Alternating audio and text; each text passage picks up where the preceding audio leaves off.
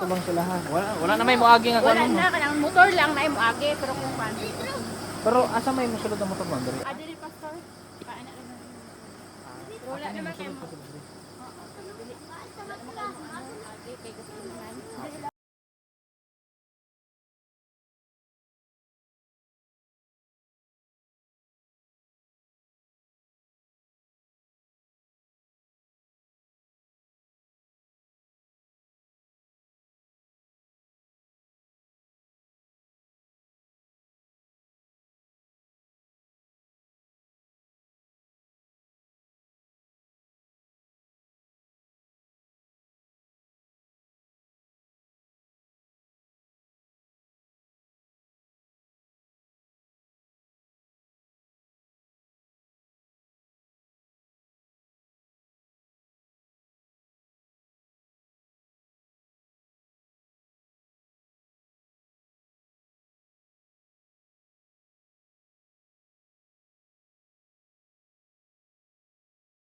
Sa kalibutan, wala unta tay kamatayon. Dili unta ta mamatay physically, sa physical.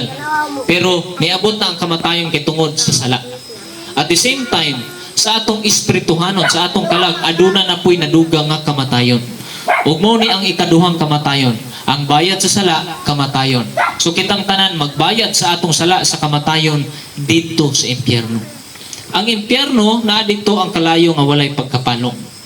Sa sugnod gani nato, kana gani magluto ta, masakitan magani tag mapaso, tama? Di ba? Karon magani nga tig-init, salamat kay tarong gabi una kay naay hangin, samantalang gani ng hapon wala gyud hangin sa yung inita.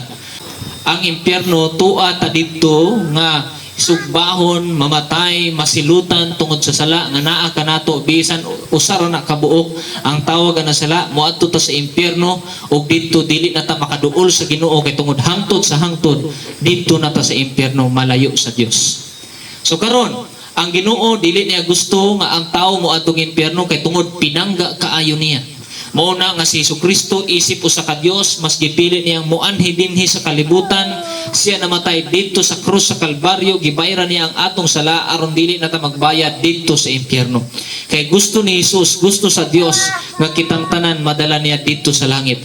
Kay ang kapalit ana ang kinabuhing walay katapusan didto sa langit. Ang regalo sa Dios mao ang kinabuhing walay katapusan. Diha kang Jesucristo lamang. Unsa man ning kinabuhing walay katapusan para mas masabtan bisan sa mga gagmayng bata. Ang kinabuhing walay katapusan mauning kung mamatay man ta sa kalibutan lawas na ilubong ilalom sa yuta, pero ang atong kalag once nga si Jesus naa sa atong kasing-kasing og kinabuhi, kita masumpayan og kinabuhi didto sa langit nga dili na ta mamatay. Mao nang gitawag siyang kinabuhing walay katapusan. Dili na ta mamatay, dili na matapos ang atong kinabuhi didto sa langit. Pili ta kinabuhi nga dili mamatay sa langit o ang kamatayon nga walay katapusan hangtod sa hangtod didto sa impyerno. Gusto nato langit, tama o? Oh, di ba? Walay bisan kinsa dinhi ang gusto mo suba dito sa impyerno, di ba? Ug ingana pod ka importante kining atong gidala kaninyo aron mas mahinumduman nato nga aduna gyud tinuod nga Dios, walay laing Dios nga si Jesucristo mianhi dinhi nga kung siya wala niya ni gibuhat para natong tanan, walay problema siya ha, Dios gihapon siya. Pero si Jesucristo mas gipili niya nga higugmaon ta niya mianhi sa dinis kalibutan namatay didto sa krus kay tungod gusto niya nga makabaton o manumbalik ang atong relasyon diya sa iya ha aron madala ta niya didto sa langit.